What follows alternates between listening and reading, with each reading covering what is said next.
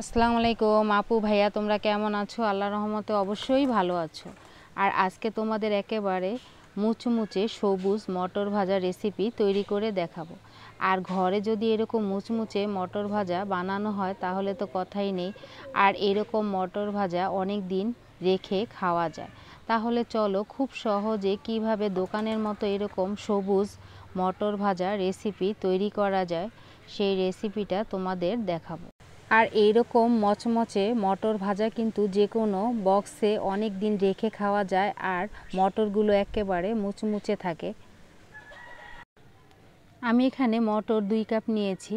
ডালগুলো পরিমাণ মতো পানি দিয়ে 8-9 ঘন্টা ভিজিয়ে রাখবো।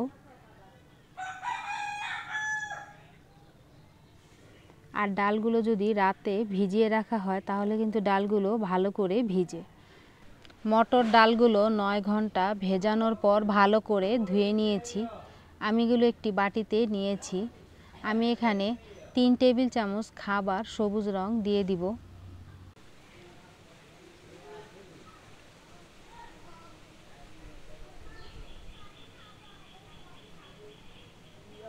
আমি এখানে ফুড কালার দেওয়ার পরে চামচ দিয়ে ডালগুলো ভালো করে মিশাতে হবে এবং 3 ঘন্টা জন্য রেখে দিব।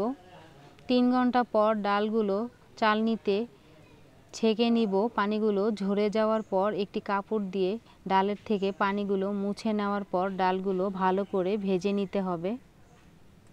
আর ফুড কালার দেওয়ার পরে অল্প পরিমাণ পানি দিয়ে ডালগুলো ভিজিয়ে রাখতে হবে। ফুড কালার দেওয়ার 3 ঘন্টা পর দেখো ডালগুলো একেবারে সবুজ কালার হয়ে গেছে। এগুলো এখন চালনিতে ছেঁকে নিব, পানিগুলো ঝরিয়ে নিব।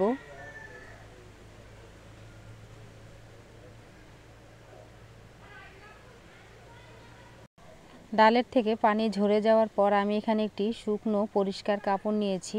কাপড়ে ডালগুলো এভাবে চেপে চেপে পানিগুলো মুছে নিব।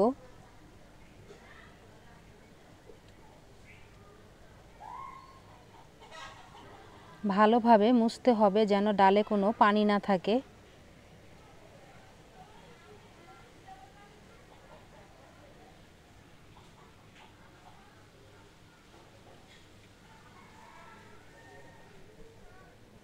ডালগুলো আমার মুছে নেওয়া হয়ে গেছে।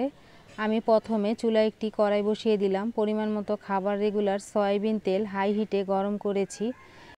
মুছে নেওয়া ডালগুলো দিয়ে দিব। আর কিছুক্ষণ পরে পরে চামচ দিয়ে নেড়ে দিতে হবে।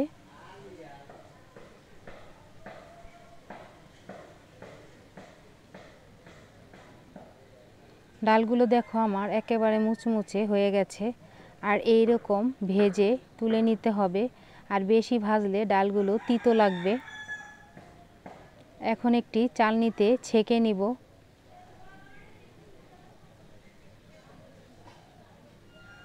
সবগুলো ডাল এভাবেই ভেজে নিতে হবে।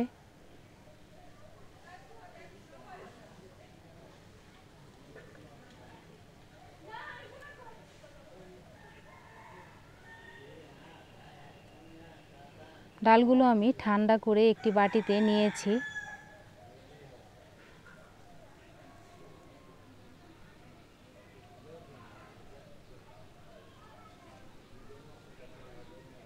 আমি এখানে হাফ টেবিল চামচ বিট লবণ, অল্প পরিমাণ সাদা লবণ, 1 টেবিল চামচ ভাজা শুকনো মরিচ গুঁড়ো দিয়ে ভালো করে ডালের সাথে মিশাতে হবে।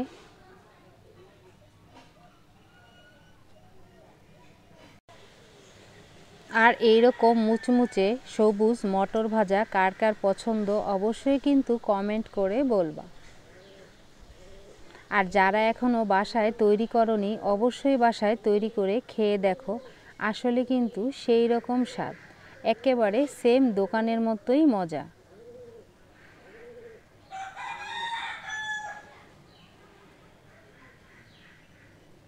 আর তৈরি হয়ে গেল আমাদের খুবই মজাদার দোকানের মতো সবুজ মটর ভাজা। রেসিপিটা ভালো লাগলে অবশ্যই লাইক শেয়ার কমেন্ট করো।